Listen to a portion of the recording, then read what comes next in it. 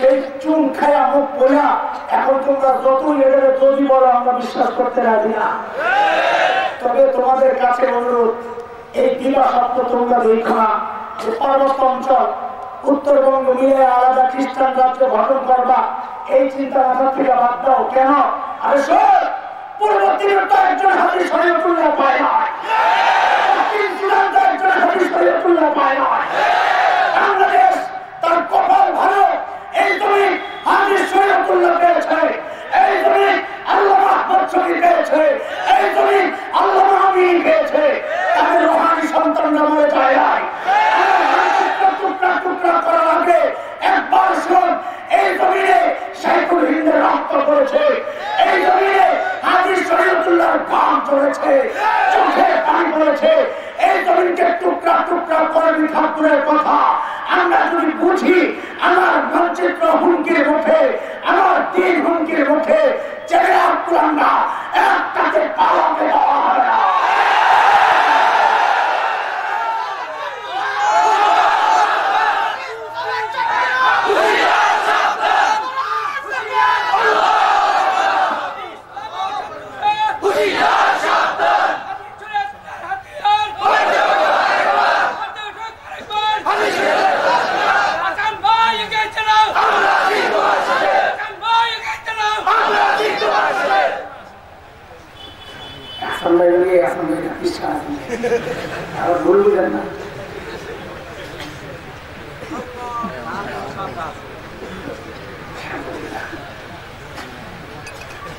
ওই হাসান ভাইয়ের পিছনে থাকা লাগবে।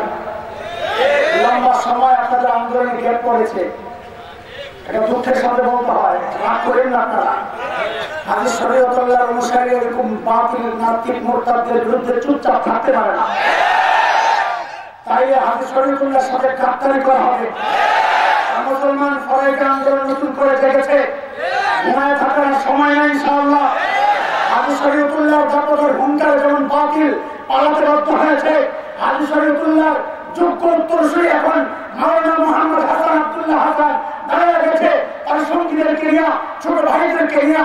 যদি তিনি ডাক দেন হাজি শরীয়তুল্লাহর মতো, এই শরীয়তপুরবাসী, এই মাদারীপুরবাসী, এই বৃহত্তর ফরিদপুরবাসী, গোটা বাংলাদেশের মানুষ তাদের সাথে ইমানি আন্দোলনে রক্ত দিতে প্রস্তুত, কলম দিতে প্রস্তুত, কে কে প্রস্তুত হয়?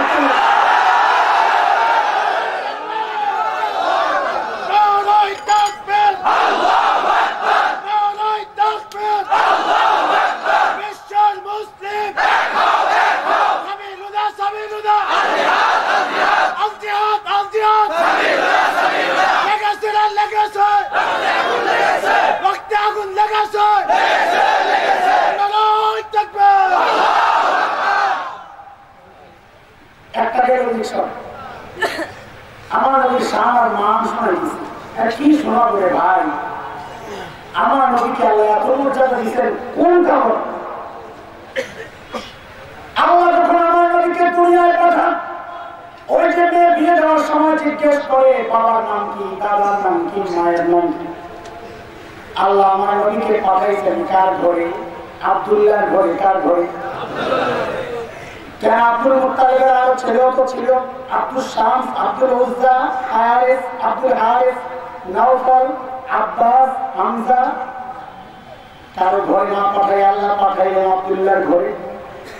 আল্লাহ আগে থেকে নাম ঠিক করে আছে, কারণ নবী আল্লাহর গোলামি শিখাবেন, আপনিও শিখাবেন, ইবাদত শিখাবেন। যদি আব্দুল উজ্জার ঘরে পাঠাইতেন আর নবী তাওহীদের দাওয়াত দিতেন, কাফেররা বলতো নিজের বাপের নামটা ঠিক নাই, নিজে আসতে তাওহীদের দাওয়াত দিতে। আল্লাহ আগে থেকে আমানতটা ঠিক করে রাখছে। বাচ্চা লালন পালন বড় কষ্ট, নারামের জিনিস। দুধ খাওয়াইতে ছুয়া একটা দেওয়া লাগে, খামসি দিদা খাওয়া লাগে, বাথরুম সারাইতে ছুয়া 2-3টা দেওয়া লাগে, শীতকালে গোসল করাইতে ছুয়ার কোনো অভাব নাই। কথা ঠিক কিনা? আল্লাহ জানায় দিচ্ছেন, এই দুনিয়াবাসী, আমার হাবিবকে যে লালন পালন করবে খবরদার ধৈর্যশীলা হইতে হবে, সহনশীলা হইতে হবে। এই জন্য আল্লাহ তাইরে এক নারীকে ঠিক করে আগে থেকে নাম ফিট করে রাখছেন হালিমা, সহনশীলা। বিরক্ত হইতে পারবেন আমার নবীর সাথে। আমার নবীর বাবা আব্দুল্লাহ, তিনিও জবিহুল্লাহ। মানব ইতিহাসে জবিহুল্লাহ দুইজন, কয়জন? এক গ্রাম্য মানুষ এসে নবীকে ডাক দিয়ে বলে, ইবনা জবিহাইন, ও তুই জবিহুল্লাহর বেটা। নবী আলাইহিস সালাম মুস্কি হেসে দিলেন, বলে হ্যাঁ ঠিকই বলছি, আমি দুই জবিহুল্লাহর বেটা। এক জবিহুল্লাহ আমার বাবা আব্দুল্লাহ, আর এক জবিহুল্লাহ আমার পূর্ব বাবা ইসমাইল। ইসমাইলের হিস্ট্রি তো সবাই জানা, কিন্তু আব্দুল্লাহর খবর অনেকের জানা নেই। আব্দুল মুত্তালিব যখন বাইতুল্লাহ জমজমের মুতাওয়াল্লি, হঠাৎ জমজম হারিয়ে গেছে, কেউ খুঁজে পায় না। আব্দুল মুত্তালিব মান্যত করেছেন, যদি জমজম পাওয়া যায় আমি আমার একটা ছেলেকে কোরবানি করবো, জবে করবো। মান্যত করার সাথে সাথে আল্লাহ জমজমকে প্রকাশ করে দিতেন। এইবার নির্ধারণ করা হয়েছে কার জবে করবে। ছেলে তো অনেক লটারি দিচ্ছে, লটারি দেখালে আব্দুল্লাহর নাম আসে। তিনি প্রস্তুত হয়েছেন আব্দুল্লাহকে জবে করবেন। মক্কাবাসী বলে, আরে এত সুন্দর এত ভালো ছেলেটা জবে না কইয়া এর পরিবর্তে 10টা ওট কোরবানি দিয়ে দাও। হযরত আব্দুল্লাহ ভালো মানুষ ছিলেন, বলে ডাইরেক্ট আমি ওট কোরবানি দিব না, এই জায়গায় আগে লটারি দিব। লটারি দিচ্ছেন, একদিকে আব্দুল্লাহ আর একদিকে 10টা ওট। এইবার নাম আসছে আব্দুল্লাহ। আবার দিচ্ছে 20 ওট আব্দুল্লাহ, আবার নাম আসছে আব্দুল্লাহ। 30টা আব্দুল্লাহ নাম, 40টা আবার আব্দুল্লাহ, 50 আবার আব্দুল্লাহ, 60, 70, 80, 90 আব্দুল্লাহ নাম। যে না 100 ওট দিছে, এইবার আব্দুল্লাহ নাম আসে না, এইবার আসছে 100 ওট। আল্লাহ জানায় দিচ্ছেন, দেখায় দিচ্ছেন, আমার নবীর বাপরে এত সস্তা পেয়েছ না, 10 ওট দিয়ে কাম ছাড়তে চাইছিলাম। আমার নবী যখন দুনিয়া আসেন বরকত আর বরকত। হযরত আমিনা বলে, আমি যখন জমজমের কূপের কাছে যাই, পানিগুলো আস্তে নিচের থেকে উপরের দিকে উঠে যায়। আমি চলে গেলে পানি আবার নিচের দিকে চলে যায়। মক্কার মেয়েরা বলে, আমি না তুমি যাও না, তুমি থাকলে আমাদের একটু পানি উঠাইতে সুবিধা হয়। কত বরকত। হযরত হালিমাতুস সাদিয়া বলে, আমি যখন তায়েফ থেকে রওনা দিলাম, আমি গরিব মানুষ, আমার বাহনটা দুর্বল, সবার পেছনে পেছনে আমার বাহন। সবাই আগে আগে মক্কায় পৌঁছে দুই ঘরের ছেলেগুলারে আগে আগে নিয়ে আনিছে, টাকা বেশি পাবে। আমি মক্কায় যাই, আসলে সব ছেলে বাদ হয়ে গেছে, খালি একটা ছেলে বাকি, তারে কেউ নিতে চায় না। এতিম, বাপ নাই, টাকা দিবে কে? হারাতে হারিমা বলে, আমি আমার স্বামীকে বললাম, খালি হাতে যাওয়া হচ্ছে, আমি এতিম বাচ্চাটাকে সাথে নিয়ে যাই। স্বামী রাত হয়ে গেছে, আপনার কখন বলছে? হারাতে হারিমা বলে, আমি যখন আমার বোন আমিনার ঘরে ঢুকলাম, আর ওই কলিজার টুকরার মুখের দিকে তাকায় চোখ ফিরেতে পারি না। আর কি সুন্দর চাঁদের টুকরা আল্লাহ বানাইছে। সাথে সাথে যখন বুকে নিলাম, আমার বুক থেকে আমার বাচ্চাকে আর সরাইতে পারি না। যারা স্বামীকে বললাম, বড় এক মাইক পেয়ে গেছি, চলেন তাড়াতাড়ি, টাকা লাগবে না। মুসলমান খেয়াল করে শোনা, আমি দ্বিতীয় পয়েন্টে ঢুকতেছি, অনেক রাত হয়ে গেছে, তাড়াতাড়ি। আমি যখন আমার বাহনে উঠলাম, বাচ্চা কোলে, সামনে আমার স্বামী, যেই আমার স্বামী বাহনে উঠলো, অমনি বাহুটা ব্রাশ করে বসে বসে বোতলে দিয়েই লড়ে চড়ে না, চুপচাপ বসা। বলে আমার স্বামীকে বললাম, আপনি একটু নাই না দাঁড়ান, কারণ আমি টের পাইছিলাম কিছু ঘটতেছে। এই বাচ্চা টেনশন বাচ্চা না, আমি কিছু আলামত পাইছিলাম। আমার স্বামী যখন জেনে যাও, আপনি বাহন লাগবে। আমার স্বামীকে বললাম, দেখি তা আবার উঠে, আবার আবার বাউন্ডার সাথে সাথে ঘাস করে বসে বসে। হযরতে হালিমা বলে, আমি যা বুঝার বুঝে গেছি, এই আমার সুন্দর কলিজার টুকরাকে পিঠ দিয়ে বসা যাবে না। স্বামীকে বললাম, যা আপনি পিছনে যায় বসেন তো দেখি। বলে আমার স্বামী যেই না পিছনে যায় উঠলো, এমনি বাউন্ডা লাভ দিয়া দাঁড়ায়, এখন সবার আগে আগে দৌড়া। মুসলমান কি বুঝলা? আল্লাহ তাআলা তার ছোট্ট প্রিয় হাবিবকে এখন নবুয়ত দেন নাই, কত ইজ্জত আর মর্যাদা দিয়েছেন। হাবিবের সামনে পিঠ করে তার দুধ বাবাকে আল্লাহ বসতে দেন নাই। অথচ কেমন মুসলমান তোমরা এই জমিনের মধ্যে নবীর খতনে নবুয়তের মুকুট নিয়ে টানাটানি হয়, তোমরা চুপচাপ বসে থাকো। এই জমিনের নবীর ইজ্জত নিয়ে কথা হয়, তোমরা চুপচাপ বসে থাকো। অনেকে আছে দিনটা নামাজ পড়ে সুশীল সাজে কি সাজে নবীর ইজ্জতের পক্ষে যখন হেফাজতে ইসলাম আন্দোলনের ডাক দেয় আমরা দেখি আবার মশাল মিছিল বাইর হয় হেফাজতের বিরুদ্ধে সাহাবাকে দেখছেন না আর কয়টা মশাল নিয়ে বাইর হতো হেফাজতের নগণ্য কর্মীরা যদি মশাল নিয়ে বাইর হয় বাংলাদেশটা খালি আগুনের আগুন দেখা যাবে এই বিষয়ে কোনো আপোষ নাই আমাদের এই আন্দোলন কাউকে ক্ষমতা থেকে নামানোর আন্দোলন না কাউকে ক্ষমতা উঠানোর আন্দোলন না এটা কোরআনের বিধান মানছি কোরআনের বিধান কি সূরা তাওবা 12-13 আয়াত পড়ে দেখো আল্লাহ কি বলে মালিক বলতেছে وَإِنَّ كَثُوا أَيْمَانَهُمْ مِنْ بَعْدِ عَهْدِهِمْ وَطَعَنُوا فِي دِينِكُمْ فَقَاتِلُوا أَئِمَّةَ الْكُفْرِ إِنَّهُمْ لَا أَيْمَانَ لَهُمْ لَعَلَّهُمْ يَنْتَهُونَ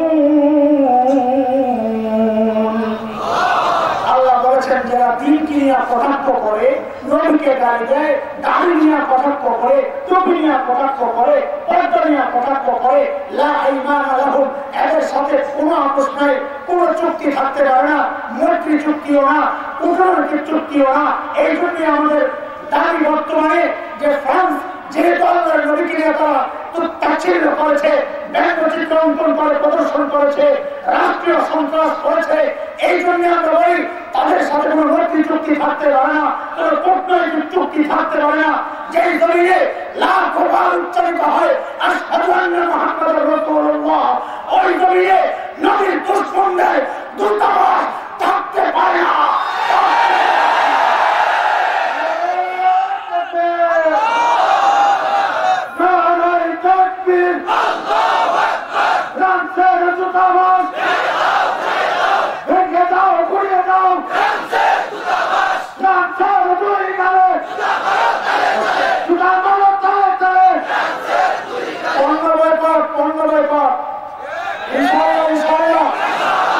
শুধু ফ্রান্স না দাদাদেরও দেখছি বুক মিলেছে কাজে তাদের পণ্যবাদ তোমরা ইলিশের পরে থাকো ইলিশ করবে না আমি ইলিশ খাওয়াতে আবার অনুমতির বিরুদ্ধে কথা বলি না জুতাতে গেলাম এই জায়গায় কোনো আপোষ নাই এই মৌলবীরা দেখো ঠান্ডা ঠান্ডা না এই জায়গায় আপোষ নাই কেন কারণ এই জায়গায় আল্লাহ বলেছেন আপোষ চলবে না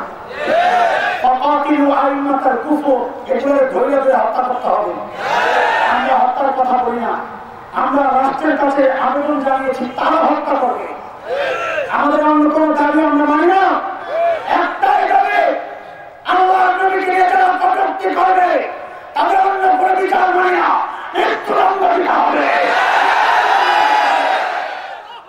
অন্য কোনো দাবির সাথে আমরা নাই কেন এই জায়গায় রহমতের নবীও আপোষ করেন দেন মক্কা বিজয়ের দিন যখন মক্কায় ঢুকে তাহলে ফাতিহ নবী মাথা নিচু চোখ দিয়ে ঝরঝর করে পানি পড়তেছে আর তিলাওয়াত করতেছে ইন্না ফাতাহনা লাকা ফাতহান মুবিনা ঘোষণা দিয়ে দিলেন লা তাসরিবা আলাইকুমুল ইয়াওম আজকে কোনো প্রতিশোধ নাই মান দাখালাল মসজিদাল হারাম ফাহুয়া আমিন মসজিদ হারামে যে ঢুকবে সে নিরাপদ মান দাখালা দারা আবি সুফিয়ান ফাহুয়া আমিন আবু সুফিয়ানের ঘরে যে ঢুকবে সে নিরাপদ মান আখলাকা বাবাহু ফাহুয়া আমিন যারা নিজেদের ঘরের দরজা বন্ধ করবে তারাও নিরাপদ শুধুমাত্র মালাউনদেরকে ছাড়া যাবে না মালাউন হিন্দু বলেন মালাউন হিন্দু কোরআন কি বলে সূরা আহজাব আয়াত 57 ইন্নাল্লাযীনা ইউযুনা আল্লাহ ওয়া রাসূলাহু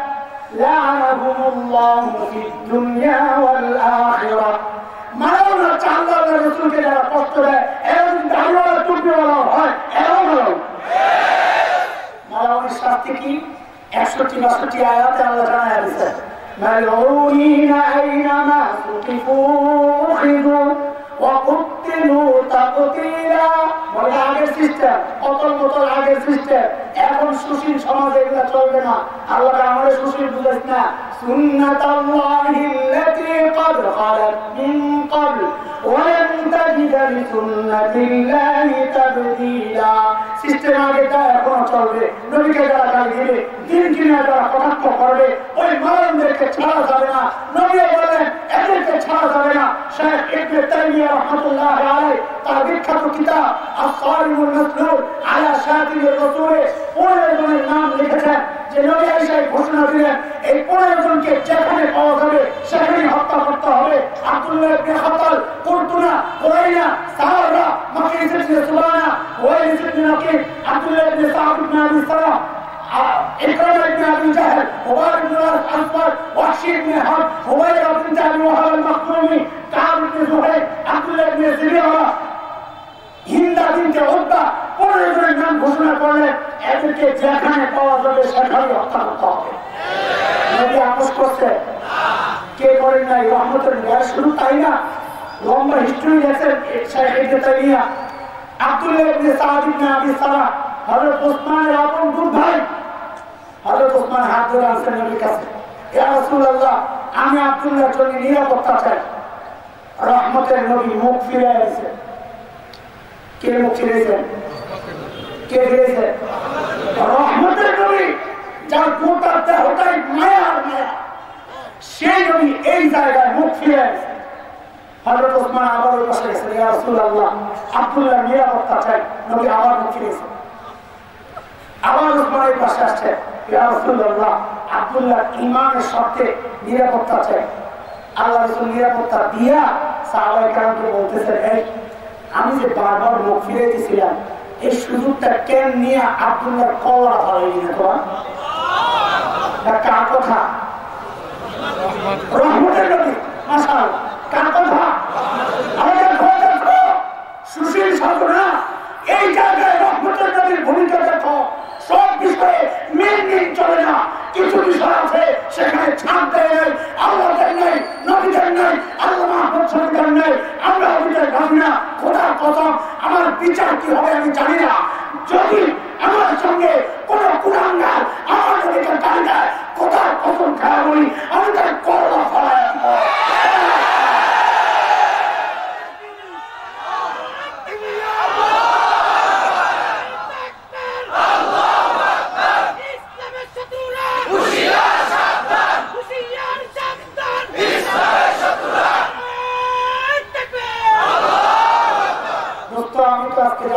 আগে তুলে বলছি আমি আহত, বাংলাদেশ দিয়ে যতক্ষণ বাইরে ঘুরে আগে গেছি, আপনার খুব কষ্ট লাগে শেষ করে দেবেন ইনশাআল্লাহ।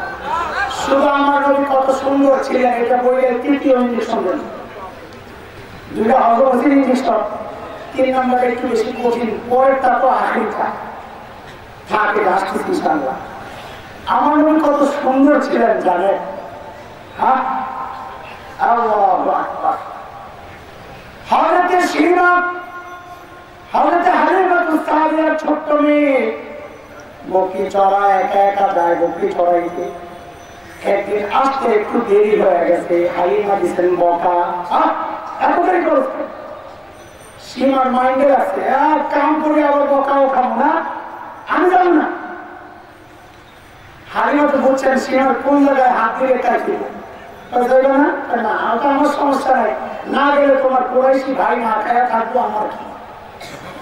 কারণ হযরত সীমা নবীকে বড় ভালোবাসতেন, যিনি এই কথা বলতে বলে মা যাবো যাবো। তবে একটা শর্ত আছে। কি শর্ত? আমার সাথে আমার ভাইয়ার দিয়ে দিত। আরে কি মুসিবত, একা একা যায়, এই তো বকরি সামলাইতে পারো না, ওই জন্য তো বকা দিলাম, আবার ভাইয়ার দিয়ে যাবো তো বকরি সামলে রাখেন। হযরত শিরা বলেন না মানা, তুমি জানো না ওই আরেক 3 ভাইয়াকে নিয়ে গিয়েছিলাম। আরে মা, আমি আমার ভাইয়ের করে নিয়ে যখন সামনের দিকে আগাইছি, জানো মা অন্য দিনের মতো বকরিগুলো ডাক দেওয়া লাগে নাই, ধরা লাগে নাই, সবগুলো আমার পেছনে পেছনে লাইন ধরে ধরে হেঁটেছে। আমি আমার ভাইয়ের করে নিয়ে যখন ভাইয়ের মুখের দিকে তাকাইছি, আরে কি সুন্দর আল্লাহ বানাইছেন। মা কোন সময় যে দিন শেষ হয়ে গেছে আমার খবর নেই। হঠাৎ দেখি অন্ধকার, আমি ভয় পেয়ে গেছি, না জানি বকরিগুলো হারায় গেছে। মাথা উঠায় কি দেখছি জানো মা, আমি আমার ভাইয়ের চেহারা দিকে চেঞ্জে তাকায় সবগুলা বকরি চারদিক দিয়া লাইন হইয়া আমার ভাইয়ের চেহারা কত সুন্দর ছিল আমার আমার জানা মিশরের মেয়েরা হযরত ইউসুফ আলাইহিস সালামকে দেখে হাতের আঙ্গুলগুলো কেটেছিল। নবী বলেন, কোরআনে আছে, আল্লাহ বলেন وقطعنا أيديهم وقلنا حاش لله ما هذا بشرا إن هذا إلا ملك كريم। হাত কাটা বলে এটা তো মানুষ না, মানুষ না, মানুষ এত সুন্দর হয় না। বলে কি ওটা অনেক সম্মানিত ফেরেশতা। আম্মাজান বলেন, মিশরের মেয়েরা যদি আমার নবীকে দেখতো হাতের আঙ্গুল কাটতো না, ওই ছুরি দিয়ে নিজেদের কলিজা গোলা কাটতো। তবে হাসান ইবনে সাবিত আল্লাহর নবীর চেহারার দিকে তাকায় তাকায় কবিতা লেখে। কবিতার কাজ তো এটা সৌন্দর্য লেখা, লিখতে যায় কি সুন্দর করে সাজায় সাজায় লেখছে। وأحسن منك لم تر قط عيني وأجمل منك لم تلد النساء خلقت مبرأ من كل عيب كأنك قد خلقت كما تشاء। আপনার চেয়ে সুন্দর এই চোখ কোনদিন কাউকে দেখে নাই, আপনার চেয়ে কোনো মা কাউকে জন্ম দেয় নাই। নবী মনে হয় আল্লাহ আপনাকে সমস্ত ত্রুটি মুক্ত করে দুনিয়ায় পাঠাইছেন। আপনি যেমনটা চেয়েছেন যেন আল্লাহ আপনাকে ওই রকম বানায় পাঠায়। আমি এক কবির মতো আমার বক্তব্য শেষ করতেছি। ইঞ্জেকশন রয়ে গেছে। এক কবি নবীর শান বলতে যায়, বলে তুই কানে বসে আমার কাজ না। ইয়া সাহিবাল জামাল ইয়া সাইয়্যিদাল বাশার من وجهك المنير لقد نور القمر لا يمكن الثناء كما كان حقه بعد خدا بزر توری قصہ مختصر। ও সৌন্দর্যের বরপুত্র, ও মানুষের নেতা, আপনার চেহারার দিকে তাকায়, চাঁদের দিকে তাকায় বুঝছি ওই চাঁদ আলোকিত হয়েছে আপনার চেহারার একটু আলো পাইয়া। আপনার প্রশংসা আমার পক্ষে সম্ভব না, কার পক্ষে সম্ভব না। শেষ একটা কথা জানাই হবে, আল্লাহর পরে আপনি সবচেয়ে মজার পান, এটাই শেষ কথা। আমারও কথা শেষ। তো ইঞ্জেকশন রয়ে গেছে, হ্যাঁ খাইবেন ইঞ্জেকশন, 5 মিনিট চলবে ইনশাআল্লাহ।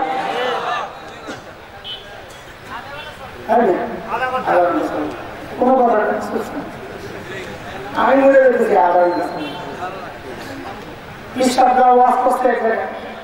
যে এলাকায় আল্লাহর ওলির কবর থাকে, আল্লাহর রহমত আশেপাশের কবর ওরাও পায়। ওয়াজ করে রুমে গেছে আর শুনতেছে বিশ্বাসে বাইরে চিল্লে চিল্লিয়েছে। খাওয়াবেন যে বাড়ি দেখতো কি জন্য চিল্লে চিল্লি হয়। খাওয়াবেন যায় যা শুনতে দৌড়ে আসছে, বলে এই এলাকায় রাত্রে থাকা যাবে না। কি জন্যে আপনি ওয়াজ করছেন যে এলাকায় আল্লাহ ওয়ালার কবর থাকে, আশপাশের কবর ওয়ালারাও দয়া করে কিছু পায়। এলাকার মানুষ চিন্তা করতেছে আমরা এলাকায় কোনো অলি চলে যাই, হুজুরের বাইরে কবর হুজুর হয়ে যা আধা ঘন্টা ওয়াজ শুনবে, আমি মনে যেতে খবর।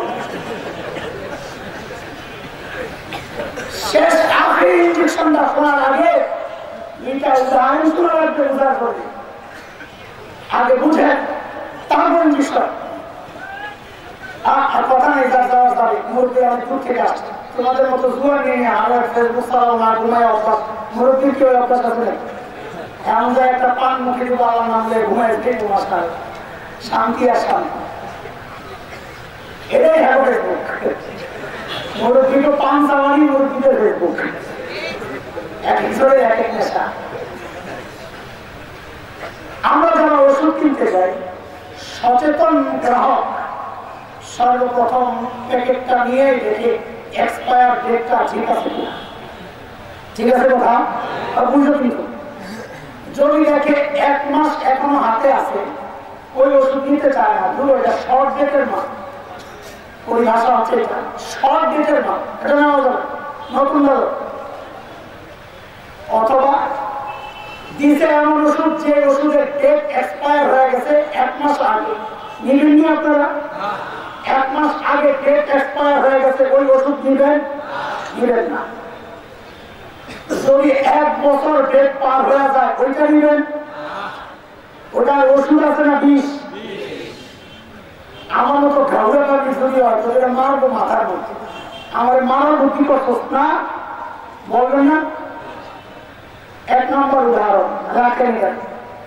2 নম্বর উদাহরণ, বরযাত্রা গেছে শ্বশুর বাড়ি, রাস্তায় ফেরি আটকে গেছে এক জায়গায়, আসতে দেরি হয়েছে, তো খানার টাইম তো যায় অবস্থা, এটা তো জামের শ্বশুর বাড়ি, এটা তো ওয়াজ মাহফিল না। ওয়াজ মাহফিলে বক্তারা দেরি করে আসলে যদি মজমা ভাঙ্গে অবস্থা, আয়োজকরা বলে কি হুজুর একটু পরে খাইলে ভালো হয়, আগে বয়ান করে। তো এটা তো ওয়াজ মাহফিল না, আমাদের খাওয়াই থাকতো, বাবা মনে করেন আমারও না খাওয়াই হয়েছে না। তো জামাইরা দেরিতে আসছে, খানার টাইম হয়ে গেছে, যায় অবস্থা। মেয়ের বাবা বলে কি বিয়েটা পরে হোক, আগে খাওয়া দাওয়া সেরে হোক। তো জামাইয়ের সামনে বিশাল ডিশ, ডিশের মধ্যে আস্তা মুরগি, আস্তা খাসি, শিক কাবাব, জালি কাবাব, বড়ি কাবাব, আরো যত কাবাব আছে সব দিয়া সুন্দর করে ডিশ সাজাইছে। জামাই বাবু ওই জায়গায় মনোযোগ নেই, তার মনোযোগ কোন জায়গায়? ওই যে বাইরে একটা টুকরি রাখা, ওই টুকরি হচ্ছে ডাস্টবিন, খাবারের উচ্ছিষ্ট যা আছে মানুষের খাওয়া হাতি পুড়ে ফেলায়, লেবু রস চিলকাটা ফেলায়, বাচ্চা কাচ্চারা পোলাও নষ্ট করছে, নাকের চেষ্টা গুলো রাখছে, আঠা মাঠা হয়ে যায়, ওই পোলাও গুলা ফেলাইছে।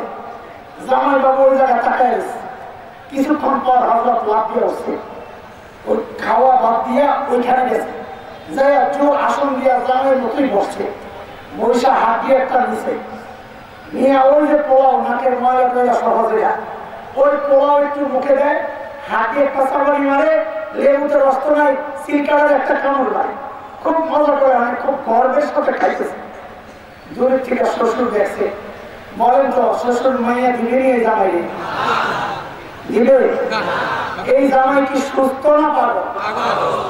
একবারে বললে হবে না, অর্ধেকে বললে হবে না, সবাই বলা লাগবে এই জামাই সুস্থ না পাগল? আরো করে এই জামাই সুস্থ না পাগল? সাক্ষীর কেউ পরে কথা না দিলাম, এই জামাই সুস্থ না পাগল? ঠিক আছে কথা? এই 3 নম্বর ইঞ্জেকশন। আরে দোস্ত, আল্লাহ তাআলা তোমাকে নগদ ইনটেক ঔষধ দিচ্ছেন তোমার চিকিৎসা, ওইটা বাদ দিয়া 1 বছর ডেট এক্সপায়ার হয়ে গেলে ওই ওষুধ খাইতে চাও না। খ্রিস্টান ধর্ম 2000 বছর আগে ডেট এক্সপায়ার হয়ে গেছে, অথচ ওই ধর্ম অনুসরণের জন্য পাগল হয়ে গেছ। এত সুন্দর নিয়ামত নবী মুহাম্মদ রাসূলুল্লাহ আখলাক আর চরিত্র আর সুন্নাহ এত সুন্দর করে আল্লাহ সাজায়া ও জামাই তোমার সামনে পেশ করছে, তুমি এইটা না খায়া গান্দা উচ্ছিষ্ট বাসি ওই হিন্দুদের কালচার তুমি গ্রহণ করছো, খ্রিস্টানদের কালচার পচা গান্দা কালচার তুমি নষ্ট করছো, গ্রহণ করছো। বুঝা গেল তোমারও মাথা ঠিক নাই, তুমি আস্তে আস্তে পাগল। কথা কি? জিজ্ঞেস করি, পাগলই থাকবেন না সুস্থতার কাতারে নাম লেখাবেন? তাই কমপক্ষে এই ডিস্ট্রিক্টে 1 পিস গোস্ত খাওয়া লাগবে, বেশি না, সময় কম। কমপক্ষে 1 পিস গোস্ত, 1 পিস গোস্ত মানে খেয়ে যা। মানে যে সমস্ত আল্লাহ বান্দারা দাড়ি কাটত সারা জীবন, আজকে এই মজলিস থেকে বরকতি মজলিস, সিরাতের মজলিস, এই মজলিস থেকে ওয়াদা করে যাইবা, 1 টুকরাই তো বেশি গোস্ত, বেশি নেই নাই। জামাই মানুষ বেশি খাইতে চাইবা না জানি, 1টা টুকরাই খাও। নবীর একটা সুন্নতের ওয়াদা দিয়া অন্তত বলে যাও যে আমি পাগল না, আমি সুস্থ। যার যার দাঁড়িয়ে কাটো, এইরকম আল্লাহ বান্দারা দাঁড়িয়ে বলো আল্লাহু আকবার, যার কোনদিন দাঁড়ি কাটবো না ইনশাআল্লাহ। আল্লাহু আকবার, যার দাঁড়িয়ে আছে সে না, মাশাআল্লাহ, মারহাবা, জাযাকাল্লাহ, বারাকাল্লাহ, মাশাআল্লাহ, আল্লাহু আকবার, মাশাআল্লাহ, মারহাবা, আল্লাহু আকবার। হ্যাঁ মাশাআল্লাহ, আরো দাঁড়াইতেছে, মাশাআল্লাহ, সুস্থ সুস্থ সুস্থ মানুষ, মাশাআল্লাহ, সুস্থ পাগল না দেখা যায়। মারহাবা, মারহাবা, জাযাকাল্লাহ, মাশাআল্লাহ। আলহামদুলিল্লাহ। অবশ্য শেষ দুইটা কথা। এই ভাই তুমি দাড়ি কেন কাটো? স্মার্ট সাজার জন্য? আরে জগতের মধ্যে সবচাইতে স্মার্ট পুরুষের নাম হচ্ছে মুহাম্মদুর রাসূলুল্লাহ সাল্লাল্লাহু আলাইহি ওয়াসাল্লাম। এত স্মার্ট তুমি দাড়ি কাই কাটা রেখা? দাড়ির দাম জানো? দাম সুরতের দাম জানো? হাকিমুল উম্মাত মুজাদ্দিদ মিল্লাত আশরাফ আলী থানভী রাহমাতুল্লাহি আলাইহি বড় খলিফা খাজা আজিজুল হাসান মজদুবকে একজন জিজ্ঞেস করছেন আল্লাহর সামনে দাঁড়ায় কি আমল পেশ করবেন? তো আমার তো কোনো আমল নেই, একটাই আমল আল্লাহর সামনে পেশ করবো, দাঁড়িয়ে ধরবো আর বলবো তেরে মাহবুব কি আরব शबाहत लेकर आया हो, हकीकत तो इसको कर दे मैं सूरत लेकर आया हो। किच्छु নাই, হ্যাঁ তোমার হাবিবের সুরতটা ধরে আছে। আমি জানি তোমার হাবিবেরটা আসল, আমারটা নকল। তুমি আমারটা আসল হিসাবে কবুল করে নাও। এখন ইনশাআল্লাহ সব সুন্নাত দ্বারা জীবন সাজাবো ইনশাআল্লাহ, ইনশাআল্লাহ, ইনশাআল্লাহ, ইনশাআল্লাহ। আল্লাহ কবুল করেন, আমিন। আল্লাহ এই মজলিসকে কবুল করেন। হাজী শরীয়তুল্লাহ নবরুল্লাহ মারতাবাহু যে বংশধররা যারা আছেন তাদের মাধ্যমে তাদের পূর্বপুরুষের মতো বাতিলের বিরুদ্ধে রুখে দাঁড়ানোর জন্য তাদেরকে নতুন করে প্রস্তুত হওয়ার তৌফিক দান করেন। আমিন ওয়া আখিরু দাওয়ানা আলহামদুলিল্লাহি রাব্বিল আলামিন। اللهم صل على سيدنا محمد عبدك ورسولك وصل على المؤمنين والمؤمنات والمسلمين والمسلمات. ربنا ظلمنا انفسنا وان لم تغفر لنا وترحمنا لنكونن من الخاسرين. اللهم لا تدع لنا في مقامنا هذا ذنبا الا غفرته ولا هما الا فرجته ولا دينا الا قضيته ولا حاجه الا قضيتها ويسرتها فيسر امورنا واشرح صدورنا واجعلنا من الراشدين. وصلى الله على سيدنا محمد وآله وصحبه أجمعين. سبحان ربك رب العزة عما يصفون وسلام على المرسلين والحمد لله رب العالمين.